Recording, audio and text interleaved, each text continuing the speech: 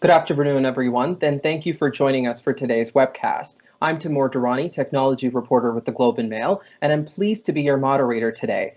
Before we get started, I would like to acknowledge that the land on which the Globe and Mail headquarters is situated is the traditional territory of the Wendat, the Anishinaabe, the Haudenosaunee, the Métis Nation, and the Mississaugas of the Credit First Nation.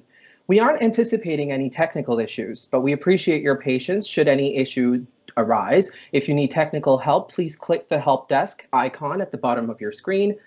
Today's webcast is on Industry 4.0. With smart automation and a growing number of devices at home, in public, and in business connected to the Internet of Things, there are increased chances for cyber attacks and data breaches. Today's conversation will look at the implications for businesses and people. On behalf of the Globe and Mail, I would like to recognize Microsoft for supporting today's event. Now let's get started. My first guest is Bob Gordon, Strategic Advisor at the Canadian Cyber Threat Exchange. Welcome, Bob. Good afternoon. Nice to be here.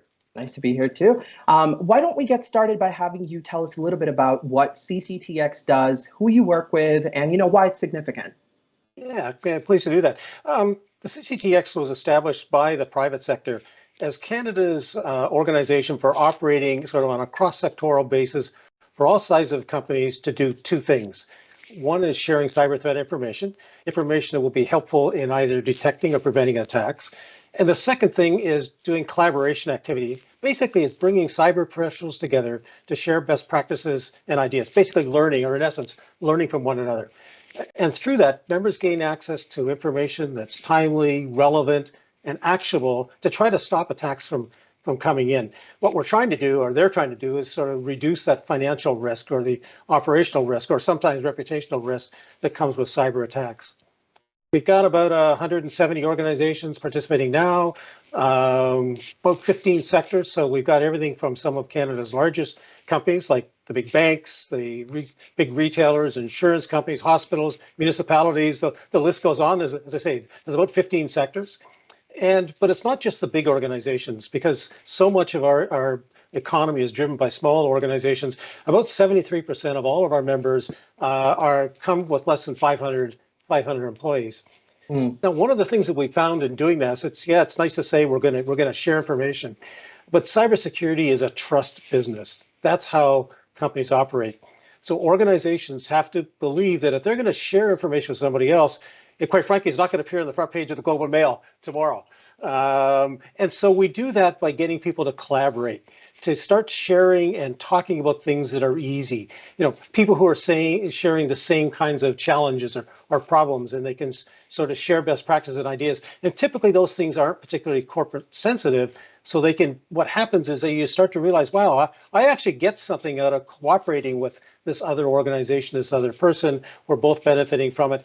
So then I might start to be more willing to share some of that information that might be a little more sensitive.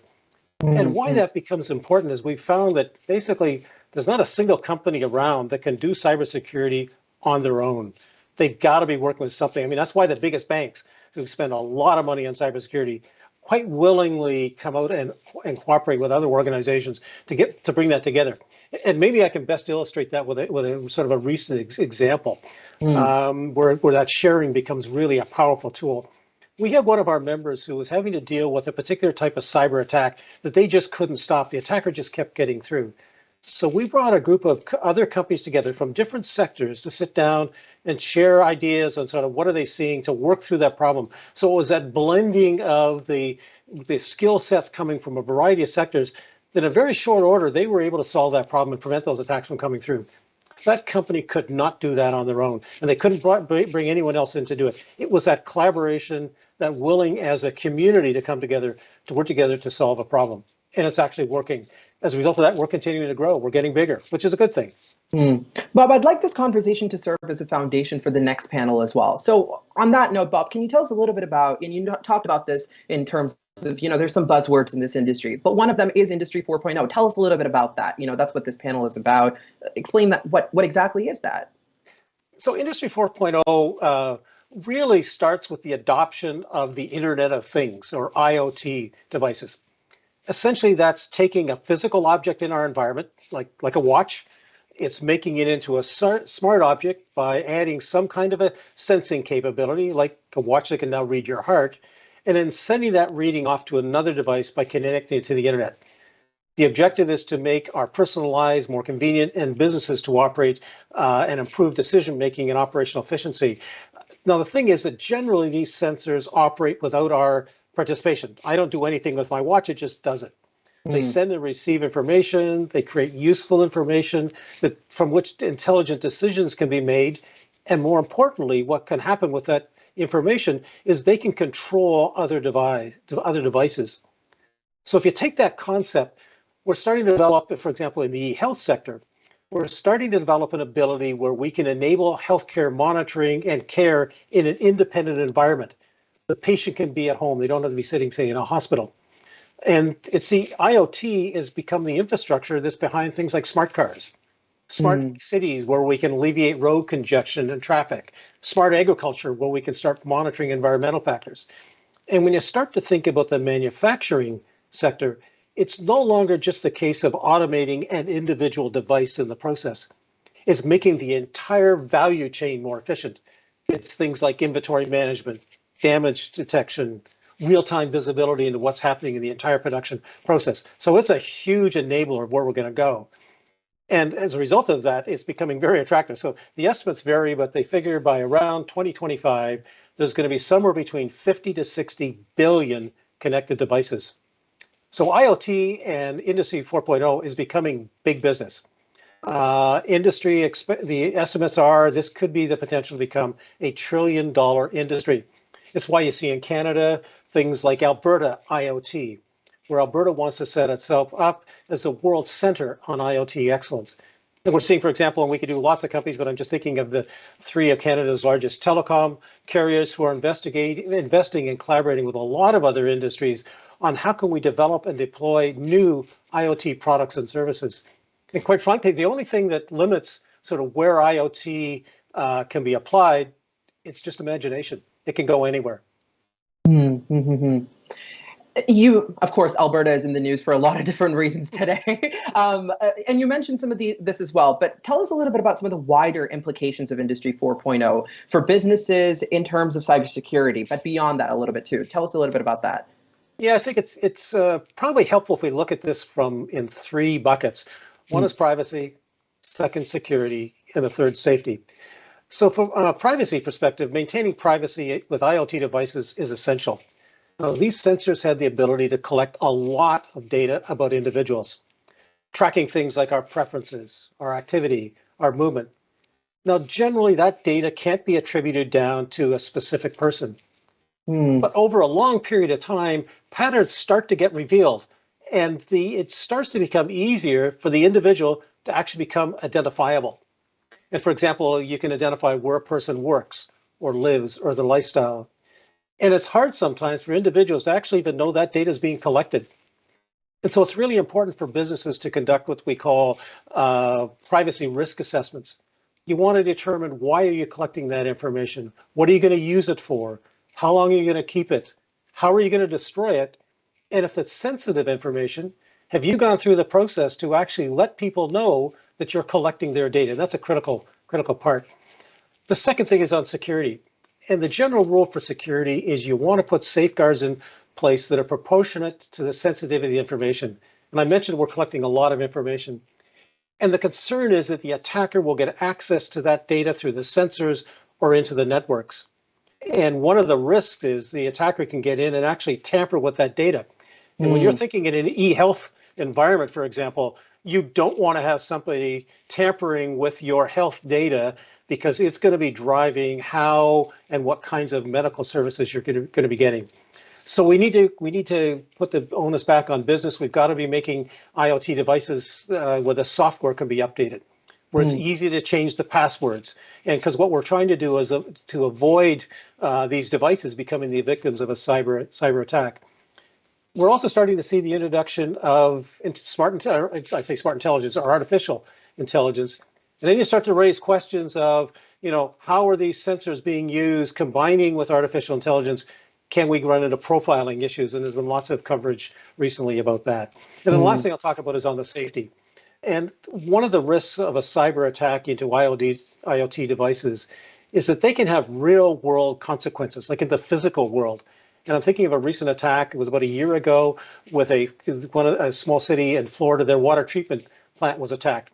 The cyber attacker breached their systems and tried to poison the water supply by getting the system to put more lye into the water. Now, fortunately, the attack was stopped, but it's a good example of where that linkage starts to come into place. Now, in that case, the attack was enabled because the company was running old software. The employees were sharing their passwords, and the same password was used on multiple computers, and those computers weren't when they were connected to the internet, just had no firewalls. So you can see where all these pieces start to come together, and we've got to start thinking about cybersecurity and IoT and its impact on being able to deliver this new technology or the manufacturing IO.4. Mm-hmm. Where do you see this threat landscape moving in the next 5 years? Unfortunately, cyber attacks aren't going to diminish in the near term, but it's not all bad. I mean, we're getting better at improving the landscape. Basically, there's three things that keep attackers going. One is, what's their motivation, what's their capability, and what do they have the opportunity? And so the financial opportunity for attackers isn't going to diminish. They're going to continue to receive payments through cryptocurrencies when they make a ransom demand. And unfortunately, their chances of getting caught are slight. So they got high motivation. On the other hand, governments are getting much better at making it harder for cyber criminals to cash in on their payments, harder for them to translate that cryptocurrency into something they can take. On the technical capability, the attacker's ability continues to grow. They're now running their operations as a business where they're sharing or selling their capabilities to other attackers. On the other hand, we're getting better at building cybersecurity features into the sensors. Guidelines are being issued by governments and regulators, for example, to the manufacturers of IoT devices, so that those devices can start to withstand cyber attacks. And the IoT devices themselves, as I say, they're going to continue to proliferate, and they're becoming increasingly critical to how our societies, individual and businesses operate. The more those things proliferate, the more opportunities there are for the attackers to actually see vulnerabilities and target into these connected devices.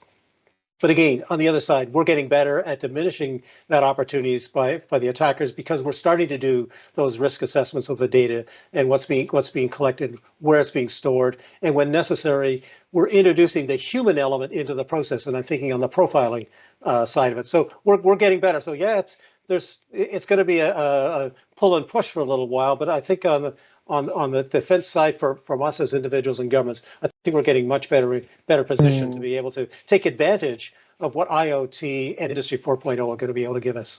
Mm-hmm. Okay, I think we need to leave it there, Bob. Thank you so much for joining us for this sort of first thing before we get into the next panel. For our listeners and our viewers, Bob will be rejoining us to take audience questions during the last 10 minutes of this webcast. So if you have any questions for him or the panelists who are just about to join us, don't forget to type them in the Q&A box that you'll see right down there. Okay, I think we should start introducing our panelists now. John Huey is Microsoft Canada's National Security Officer. Hi, John. Hey, Timur. How are you doing? I'm doing great. And then we have Colin Singh Dillon. He is the CTO of the Automotive Parts Manufacturers Association. Hi, Colin. Hey, Timur. Pleasure to be here. Thank you. And we have Gwen. Gwen Bishaman is the CEO of Tilley Consulting as well as an independent board member. Hi, Gwen. Hi, Timur. Great to be here. Welcome all. Let's start by having each of you tell us a little bit about yourself and what you do. Gwen, let's start with you. Sure. So I've got a bit of an eclectic background that I started at Nortel Networks, Bell Northern Research, building this telecommunication infrastructure and the first voice over IP systems and trying to figure out what applications would be using all of this bandwidth. And it was a mystery to us as we went through that period 30 years ago. But from there, moved to federal government and international security, and then ended up in the financial industry in the Payments Canada as their CISO. Since 2017, I've been running my own little consulting firm where I'm doing cyber strategic advice, as well as independent board member. Most recently, I've joined the CIRA board, the Canadian Internet Registration Authority. And so there, I bring to the table a variety of backgrounds and cyber knowledge from all of my various aspects. Okay, John, how about you tell us a little bit about yourself next? Hey, thanks, Timur. Folks, John Huey, I'm National Security Officer here with Microsoft in Canada. I've been at Microsoft for over 2 decades now, and a lot of that experience started with defense and intelligence communities working for and supporting the federal government, many organizations there. And through that process over a number of years, developed a pretty significant focus and expertise around cybersecurity, and have been the national or chief security officer here for Microsoft for the last 7 years. And I think it's really a pleasure to be here and share some views about safety and security in our highly connected world. I think today Canada's economy and national security is so inextricably linked with digital technology, which makes cybersecurity just such an important topic for everyone, not just the techies that might be joining here in our webcast today. Microsoft continues to make significant investments in cybersecurity, including an unprecedented global commitment of $20 billion over the next 5 years. And that, absolutely we recognize, and this builds on what Bob talked about, is that, no single entity alone can effectively combat these threats. And it's critically important that we, here in Canada and internationally work together, across industry, academia, civil society, and governments to make a positive difference here in Canada. So a key aspect of my role as National Security Officer is to develop those cybersecurity collaborative partnerships here with governments and law enforcement and industry and others that really helps protect Canadians at scale. So happy to be here as part of the discussion. Thanks for being here. And then Colin, we'll get you to tell us a little bit about yourself. Thanks, Timur. And again, good afternoon, and an absolute pleasure to be on the panel. I'm the Chief Technical Officer at the Automotive Parts Manufacturers Association of Canada. I've been with them now for 4 years. Prior to that, I spent 19 years in the auto sector at one of the major tier ones running global R&D, advanced product development, design studios. Basically, I'm an innovator and a problem solver. What landed on my lap, I would say, back in 2018 was a comment around cybersecurity and threats to the supply chain in the auto sector. And that led myself and a good friend of mine, AJ Khan, to put together APMA's Cybersecurity Committee, which originally started with just under 12 members, and today we are 40 strong. We have global OEs, we have tier ones, national security, government, banking, telecom, legal, AI, blockchain, academia, quantum computing, insurance, you name it, they're all on my committee. And the reason they're all on is because we've got the objective really is to, how do we make Canadian auto parts companies more competitive? And we feel the cyber conversation needs to be had. And we're also using the tagline, changing the culture by creating the culture, because truly there isn't a culture of cybersecurity in industry, in the manufacturing sector at the moment. About a year ago, I co-founded another organization called the Global Syndicate for Mobility Cybersecurity. GSMC is a non-for-profit and its responsibilities are global. We're saying, doesn't matter what form of mobility you are responsible for or which sector you're in, you're all sharing data and you're all wanting to protect data, and you're even using some of the same hardware today. And so we're saying, let's collectively come together and look at global standards and regulations. Let's do public-private partnerships. Let's look at academic research and cyber innovation, and let's strengthen the global cyber workforce. Because surprisingly, not such organization actually existed. We thought it may have, and it didn't. So all of this really brings me into the crux of cybersecurity, and it's really around what we call the crown jewels, which is the intellectual property that each and every company owns, and that's typically in the manufacturing segment, and we have to make sure we're protecting that. Thank you. Thanks, Colin. Okay, now let's get to the fun part, the questions, right? Okay, I'll start with John. How has the proliferation of work from home changed the landscape of cybersecurity for businesses? Of course, we're still all working from home. A lot of us are. And so tell us a little bit about that. Yeah, I think that's a great way to open the conversation, because the last 2 years, as we've worked our way through the pandemic, has certainly changed how we work, and what we've certainly seen across Canada is this rapid proliferation or transformation to digital. Certainly a lot of that was a shift to cloud and cloud computing for doing things like we're doing here today, video conferencing, for example. And a lot of organizations weren't necessarily set up to accommodate the vast majority of their workforce, where they weren't for frontline workers to work from home. And I think there's a big difference between having remote access just to let employees check email, and then giving them access to do everything in a productive way that they would as if they were in the office previously.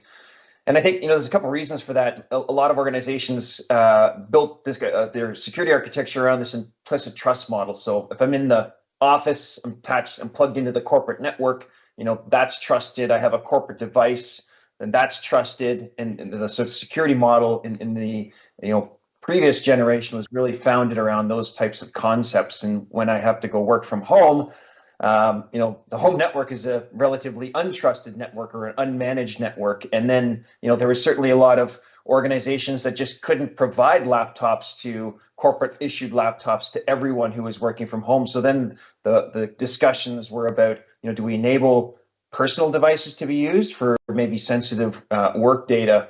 And so there was certainly a lot of sort of things that were going through the minds of many business leaders here. And I think from looking at the attackers, this was the pandemic was certainly a it was Christmas for 2 years for the attack industry, in that we had this rapid shift to adoption, cloud services, and also a lot of people working from home on these untrusted networks at home. And the gaps are in that security posture, and some of it was simply just this rapid shift was really what was being exploited. And then they were using a lot of sort of themes and lures based on fear around the pandemic to trick people into clicking on things or stealing credentials. I think we've all sort of worked together, and we'll talk more about this idea of culture of security. And I think we'll talk more about the home network and IoT devices and how those things come together as being the sort of area that's a bit of the weakest link. And we certainly see the attackers going after the weakest link. Certainly we'll go over that, because we keep hearing this in the news all the time, right? It keeps getting worse. Gwen, you work with boards to help implement cybersecurity measures from the top down. What are you observing when you work with different boards to try and educate and implement change? Well, there is a great deal of interest and angst about cybersecurity around the board table. And what the biggest gap is the understanding of the fundamentals of what does it mean to be cyber secure. You get asked questions of, well, is LinkedIn safe, or is like a very question that it's a fundamental tool that everyone's going to use, and yet it is fundamentally unsecure. And so you have to wrap your head around what is your risk tolerance individual, and then around the corporation of how are you interacting between the board and your corporation.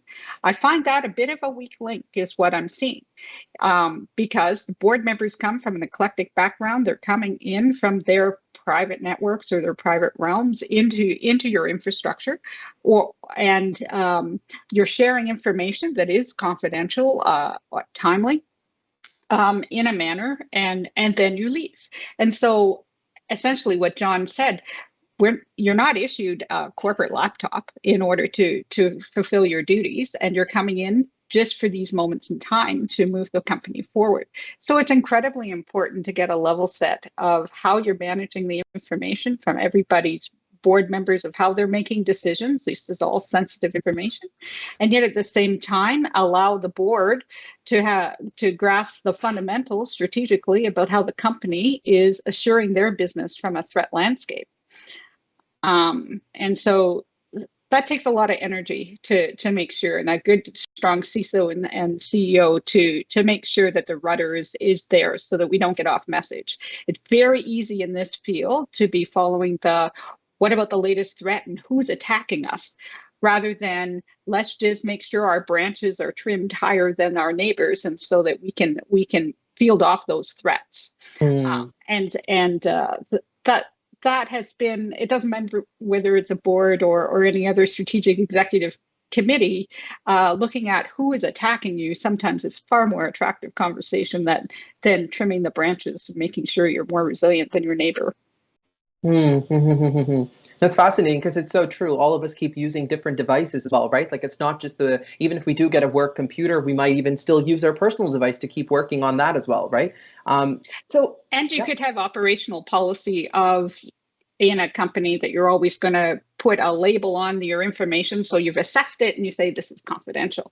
But if you told people what confidential means and what they're supposed to do with it, or are people still walking out of the meeting going, okay, this is confidential, I believe this is what I'm supposed to do with this information. Coming from 15 years inside government, it's taken so seriously and rigidly that it's just been ingrained on me that you need to know what the information is. You need to know the operational policy around how to manage that information, and every piece of the information, one piece of paper, makes the difference. The small breach is just as dangerous as the large one. We'll come back to this in a little bit, but Colin, you're working on something that's really interesting called Project Arrow, which is Canada's first original full build zero commission concept vehicle. With modern cars, safety goes beyond metal parts. So what can you tell us about incorporating cybersecurity protocols into the design of this car? So Timur, we're really proud to kind of develop this concept prototype demonstration vehicle. Really is the best way to describe it. It is here to describe the best of Canada's innovations, and being very close and very passionate about cybersecurity, I wanted to make sure that we were going to be presenting what we're deeming to be possibly the most secure vehicle on the planet, and I'll tell you why. We're not working with one particular company. We're working with 8 Canadian companies. And we're looking at everything from, I've got 4 levels of security, let's say, on this vehicle. Level 1 will look at the components in the ECU, so right down into the granular kind of levels to make sure there's robustness on the security. And then we're doing assessments around AI systems, components, software, security, and even running what we call an SBOM, which is a security bill of materials. And then level 3 is the kind of communication, data coming in, data going out of the vehicle. And so their real-time detection, dynamic and predictive self-healing was going to be key. And so we brought in the key suppliers to be able to provide that. And then it's the vehicles in-vehicle interfaces. And so really beginning to secure the vehicle to everything communication. And then the vehicle to everything is that ecosystem. A vehicle doesn't run around on its own. It runs around within an ecosystem or an environment. And you need to make sure, if we're, as Bob had mentioned in the interview at the beginning, we're starting to see smart cities, and we're seeing smart kind of technology and IoT devices now find their way through into, intersections and other places. And if that's the case, we need to make sure we're having that vehicle-to-vehicle conversation securely, vehicle to pedestrian, vehicle to infrastructure, vehicle to grid, and so on. And so really, when you stand back, you have 8 companies providing this 4-level holistic approach to cybersecurity. And I think this is the way it needs to be done. Because as John had mentioned, over the past 2 years, the hackers it was Christmas time for them and Easter probably combined. And we have to make sure that we're always trying to think ahead of the game versus just playing catch up. I want to talk a little bit about this Christmas time that all of you guys are talking about. I'll stay with you, Colin, for a little bit. Tell me about what is the auto sector's weakest link when it sort of comes to cybersecurity, and how maybe this, Christmas season during the pandemic has kind of emerged in all of this. Well, I'd say flatly the weakest link, not only in the auto sector, in the manufacturing sector, are the humans. It's us. And back in the beginning of 2021, we started this survey in 2020 with KPMG, and we released a report called the Canadian Automotive Preparedness Report. And we were able to tap into our members and ask some pretty hard questions around where they are today. And the reality is a car today, the car you and I are all driving today, is typically a coming together of about 20 to 30,000 components. And so to flatly put the blame onto, say, a global OE is not the right thing to do. We actually need to take responsibility. That's the tier 1, tier 2, and tier 3 supply chains. And so we need to make sure that we're doing the due diligence that any electronics or any technology that is assembled onto a vehicle has to be clean, cannot be compromised. And so there's a brand new standard called ISO 21434, which was just dropped late last year, and it's much needed in the auto sector. But there is a lot of work to be done. We need CISOs in the C-suite. It is a top-down approach. The executives need to be leading this, and you cannot be pointing to your IT manager or your IT director to say him or her is the solution. It's not anymore. And the last thing I would say around the weakest link is it's manufacturing. You're typically finding old equipment, old hardware being moved from the offices into the operational facilities, and they are where you're holding and developing and creating your crown jewels, your secret sauce. And that is probably the least secure of all the facilities, I would say, in a company, and we need to change that culture. I think it's so interesting that we often, and I hear this a lot, right, that it's people that technology is built around, and yet people are often the weakest link for when it comes to the breaches around that technology too. John, when it comes to cyber attacks, what are the most, how about you tell us a little bit of what are the common weak spots that are, a low barrier entry for bad actors, these weak links that we're sort of talking about here?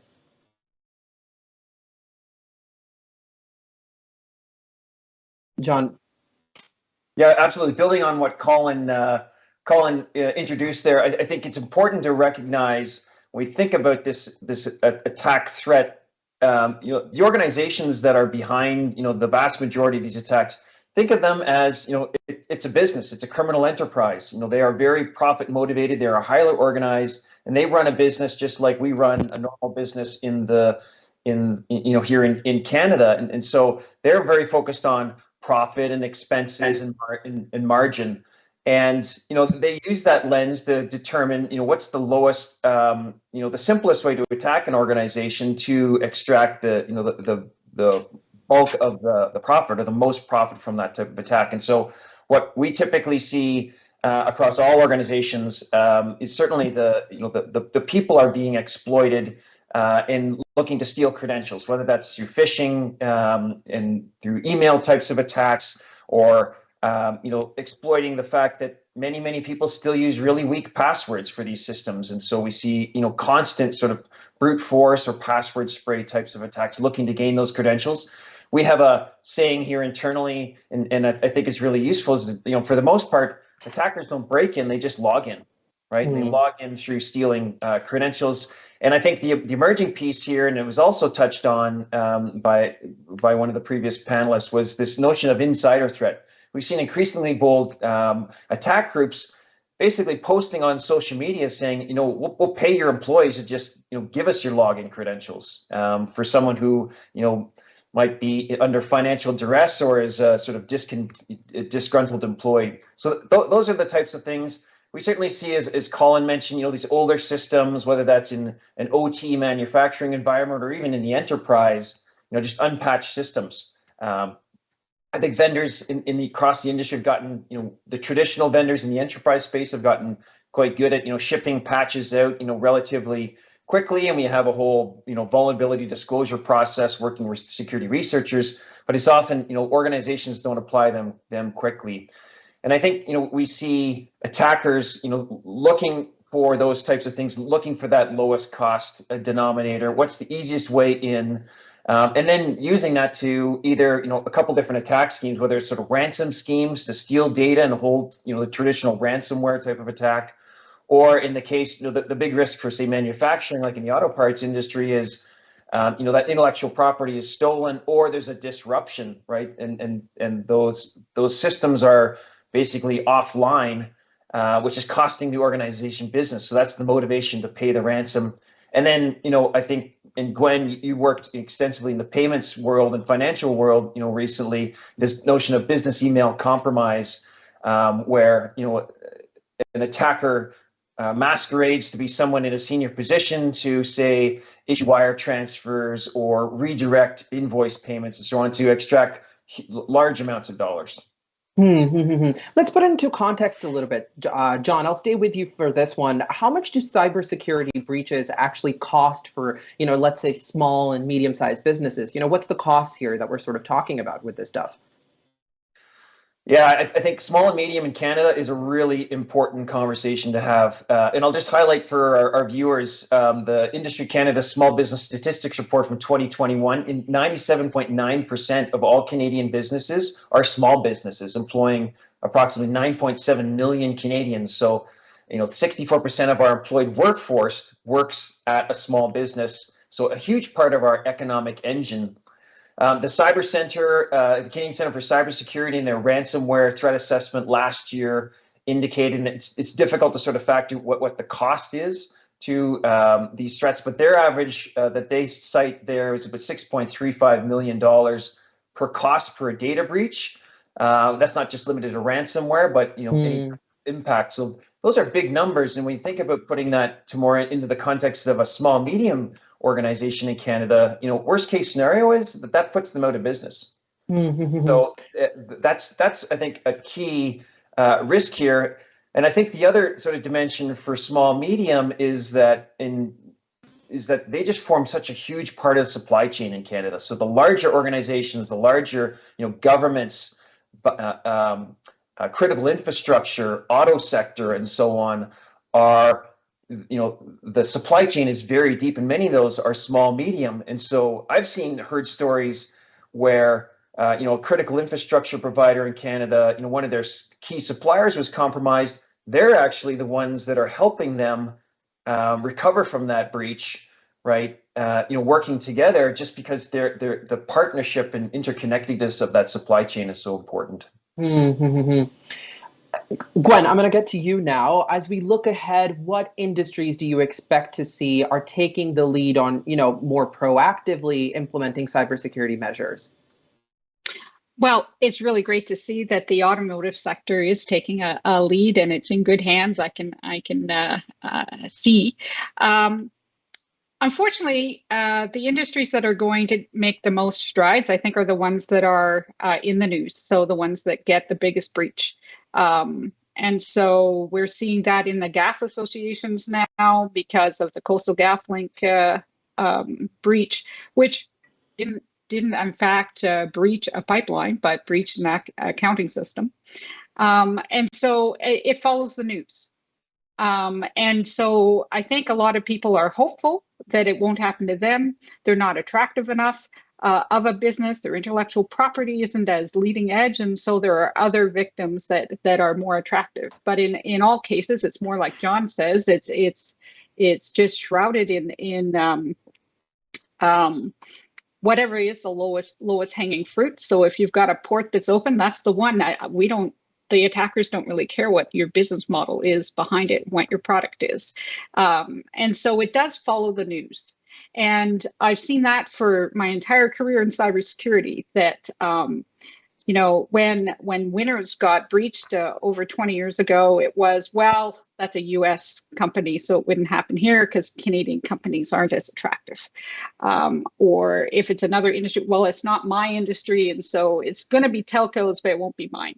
And really, we have to get beyond that. Tell me if healthcare, because I think that's one that a lot of people think about a lot, it's in the news as well, certainly. Is that an industry that you think it's going to be something we're going to see this with? Certainly. So the federally regulated and provincially regulated industries are making strides to put together frameworks, cybersecurity frameworks in which all members have to meet. And so that is something that is across multiple industries, healthcare being included. And so I think we're going to see that. And it's going to be the pressure of making those advances in healthcare with the security in mind. And so, in fact, we're going to have pressure, I think, from the medical realm of the pure advances that are possible only if security is there. You need that balance. And so that will strive that forward. If you have that leapfrog of innovation, but without the imperative security that is less personal, I would say, like your pacemaker that's going off beat is not going to be a good thing. But your fridge going a few degrees off is really not as critical. I could see the manufacturing lagging because it's just not going to have that same imperative of life and death. So this is getting very close. For many, many years, we've been watching, well, it's not life and death, right? And so there's a lot of software glitches that happen every single day. Every time there's a piece of software code written, I know there's a bug in it. And so that is still out there today, and it's expanding. So it's focusing on those industries where they do not have that error measure that's in their operation.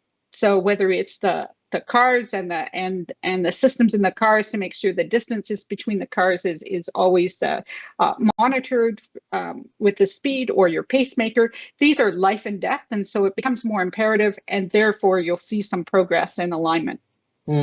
John and Colin, I want to talk a little bit about something you guys mentioned earlier about legacy products and sort of moving them into newer things and things like that. So I'll start with Colin. Can you offer any insights on navigating this shift from legacy products to, new digital offerings, including something that you mentioned, which is the IoT technology and smart machines? Yeah, I think one of for example, from the auto sector, and I think it's probably truthful for other sectors as well in manufacturing, is there is a culture of, if it's not broken, why should we try and fix it? I.e., you've got legacy equipment that is running and is functional, but how do you improve that legacy equipment? And you do that by adding IoT devices on, which are beginning to collect data. And that data, and again, listen, data is such a four-letter word, because everyone thinks it's the solution to everything. But when you get data, you've got to make sure you're pulling the right context out of that data. It's dirty, it needs to be cleaned, it needs to be understood. So if you now have legacy equipment which has IoT devices that are now pulling and extracting data to your benefit, i.e. speeding up let's say the cycle time, improving the material flow. The concern again is you're now opening up that piece of equipment to be hit or to be attacked. And so there has to be this policy, as Gwen was mentioning, there has to be this framework that is established. And I think it has to be done. The ISO 21434 is suggesting some of those changes need to occur in the auto sector. But we're pushing hard, and by pushing hard, we mean the APMA Cybersecurity Committee has developed 2 cyber kits. The first one was released within months of the committee being founded, and this was all about cyber governance programs, gap analysis, threat and risk assessments, frameworks around governance, cyber insurance, why it's important, cyber education awareness and risk mitigation and techniques, and then really looking at the supply chain. And so all of this was provided and is continually provided on our website for free for anybody that wants to download these documents. And then we then prepared another one around hardware and operational technology called CyberKit 2.0. All of this is done to try and reduce the risk around legacy equipment and to try and bring, I would say, the auto sector and the manufacturing sectors into 2023. John, how about you tell us a little bit about how companies can merge the use of legacy products with newer digital offerings as they, modernize these businesses? Yeah, absolutely, Tamara. I'll build on what Colin talked about, because I think that's a great foundation in terms of having a framework and an approach. I think, looking at it in sort of the 2 different sort of core aspects on the enterprise IT side, which is sort of maybe a bit of the easier aspect. We see a lot of organizations adopting cloud, right? Divesting themselves of hardware and have them maintain hardware and keeping those types of things up to date. And, where I have applications I can migrate to, say, software as a service, or, move them into the cloud. That's, I think, a bit of an easier transition to modernizing that legacy. On the OT or IoT space, where we have manufacturing equipment that is running these control systems, or we have pipelines that are controlling valves on flows or other types of things, especially in critical infrastructure. That's a lot harder. These systems are older, they're expensive. To update them requires downtime, which costs the business and is not always possible. And so, those are certainly some of the key aspects here. I think, building on this idea of having an approach and a framework, the modern sort of thinking around how we do security in 2022 is this what I think all of the industry is calling this zero trust approach, where it has sort of three sets of principles. And the first, I think, is most important, is really a mindset shift back. I mentioned this idea that there's an implicit trust because that OT manufacturing control system is in a trusted network, so I don't need to worry about other types of threats. And as we've heard, that's changing with these things being connected and data being pulled off of them. And so it's an idea that think about, as much as you can, this idea that, any piece of technology is operating in a hostile environment and it's not necessarily implicitly trusted. So I assume, bad things are going to go wrong. And as Gwen mentioned, having a strategy around focusing on resilience and detecting and recovering and keeping things up. The other piece of that is just to try to, especially any type of request for authentication, like a login, any type of thing, whether it's a human or a machine, we want to try to verify that explicitly all the time as much as possible. And ideally more around, not just a username password combination, but other attributes. And then the last part is really about reducing least privilege in the zero trust concept, where often it's easy just to give someone admin access when they don't really need admin access. Try to, where you can, make that as fine-grained as controlled. And then I think the last point I'll just make, whether it's OT or legacy, when we have, even, I know organizations still have Windows XP running, certain types of systems that just can't be changed for a variety of reasons, is to really, segment, compartmentalize, and really embrace that zero trust concept, but put a lot of tight controls around those security, those types of systems. So we're just nearing the end of this portion before we move on to Q&A. So I'm going to ask, a few last questions of all of you, really, and I'll start with Gwen. Can you tell us some, easy measures the average person in Canada can take to improve their personal security? Because I think that's important to sort of understand from a really average person's perspective. Right. So I would say there's a few things you could do as a person. So on your home PC, make sure you have user accounts and the system administrator account, like John was saying, segregate it. And so then that system administrator, the root user account, they're the ones that install programs. So if you only set up your computer and then create user accounts for each of your family members, then you're going to be protected because you'll give those users less privileges than the root. That's a simple way. Another is patching. So make sure you've got the automatic patching on. And not only for your PC, but your phones, tablets, they're all connected. And I would say invest in an antivirus. CIRA has the Canadian Shield, which is free for all Canadians, small, large businesses, citizens. Just go on and you can put it on your router, you can put it on your phone, you can put it on your PC, and it will help a lot. And it will also, though, alert you to all those sites that you thought were good that aren't so good. And it's a little frightening. And it takes extra time. So that's the other thing. Be aware that as you put more protection on, you're going to slow down that slight bit. So you can't have everything. This is not a cake and ice cream world. I'll ask you, John, and then I'll just sort of end with Colin. We're going to do a little bit, we're going to keep it short on these last answers, if that's okay. John, tell me about what businesses can do to make their devices and employees, be more secure in this environment that we're in. Yeah, absolutely. And to build on what Gwen said, the security basics matter. Like for the most part, doing some very simple things can stop the vast majority of these types of attacks. So it's really a call to action for everyone, not just corporations and businesses and governments, but also individuals and Canadians to take action. And so in addition to what Gwen said, I would say turn on multi-factor authentication, right? Absolutely. That's the drumbeat we've been making for a number of years, whether that's on your Microsoft account or your Canadian banking account, wherever possible, turn that on. And if you have to use passwords, just use a strong password. Don't use the Battle of Alberta or the password 123 or spring 2022, right? Those are all really bad passwords. Password managers are also something, because there's far too many accounts that we all have to manage. Look at a password manager. There's lots of trusted options out there that can help you keep those types of things organized. And then I think the last part, and we didn't really have much of a chance, but it's I know Colin touched on it, is really the focus on people. Like, you really need to foster a culture of security within an organization. This isn't the IT people, as we said, or the security people's sole job to fix this for everyone. Everyone needs to, be able to have the confidence they can report a security incident, because time matters when things happen. Sure, phishing simulations are great, but really, just building that culture and leading with empathy with those individuals, right? They're under attack by professional organizations. They're not going to get it right every time, but fostering the right type of empathetic culture around security is super important. And we've seen great gains in the overall security preparedness and defenses by doing a good job with that culture part.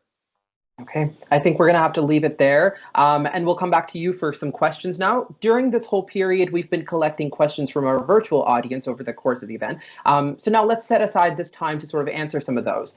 I'm going to get Bob Gordon to help answer these questions as well. Welcome back, Bob. Nice to be back. Great panel, by the way. I feel like we got a lot of different voices for a lot of different issues, right? So it's really all around kind of explaining all these things to us.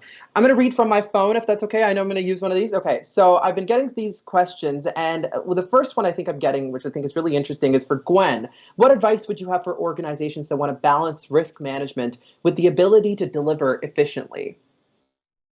Oh, well, that is the crux of business. So you do have to balance and put that risk appetite in. Some activities are going to be more risk adverse. So whether that's your billing infrastructure, and then in your intellectual property where you're growing your particular product offering, you're going to be more front-footed. So just, I would say, not one measure for all. You're going to have to be able to be alert to what things you can take more risk on and what not. It's not a great answer, but that's what it is. Mm-hmm. And for Bob, what should people and companies do when they feel they're being phished? Great question. I mean, one of the things is don't click as the first thing.